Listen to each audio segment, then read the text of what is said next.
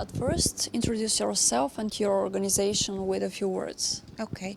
Hello, I'm Blerina Guga, project manager to Partners Albania Center for Change and Conflict Management, an Albanian NGO, which is part of a global network of NGOs under Partners for Democratic Change that has a lot of branches in 20 countries of the world.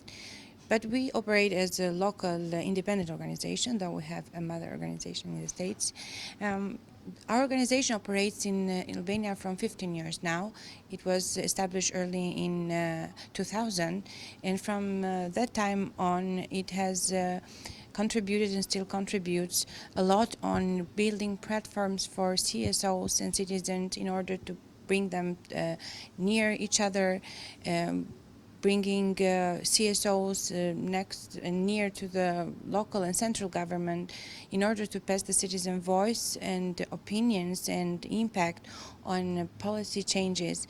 We've been dealing a lot with advocacy and lobbying campaigns in order to organize the citizens in formal or informal groups to impact the policy changes, to communicate directly and indirectly with the local elected and central elected MPs, etc. For many years, we've been doing this thing, but as the civil society changed, the reality changed, even Partners Albania has been changing the method of work and the target group that we've reached. For many years now, the Office of Partners Albania and its staff and engaged experts are working hard in order to improve the legal framework that regulates CSO activity in Albania, and not only regulates it, but provides the spaces in order to have more wide public consultation, in order to have an enabling environment to make the CSOs work,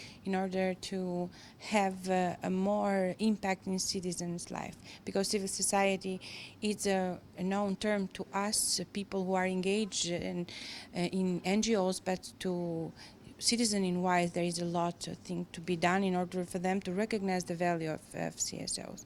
So we work a lot on philanthropy issues, but not doing philanthropy, raising awareness on philanthropy importance and bringing up business next to the citizen need, and especially to young entrepreneurs that needs the support to make their ideas work, and not just work for experiment, but in order to build enterprises that provide employment, development, and green impacts on country development. More or less, these are the few of our fields of work. So Albania is still not part of the European Union, but are the people in Albania interested in the problems of the European institutions?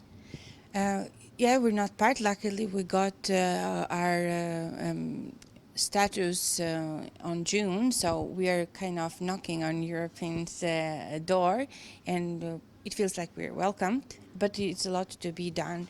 And citizens in wide, it need to be assessed how interested they are.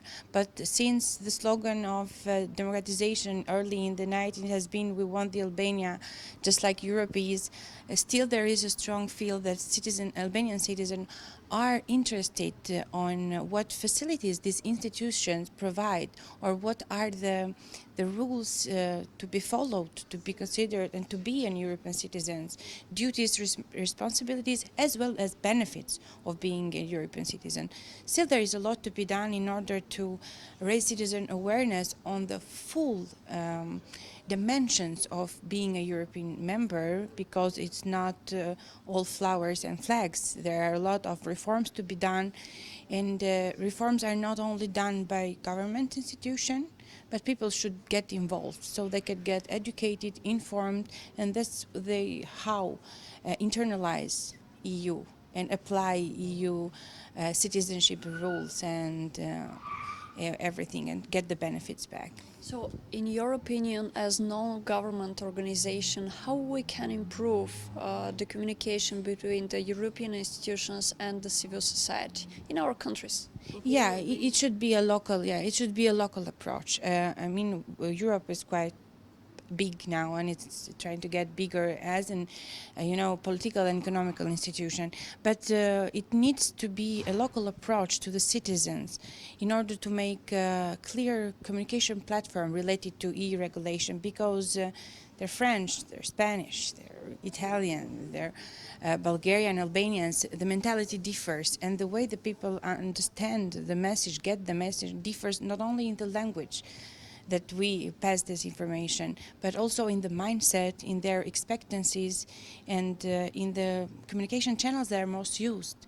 We have traditional media, we have the new media.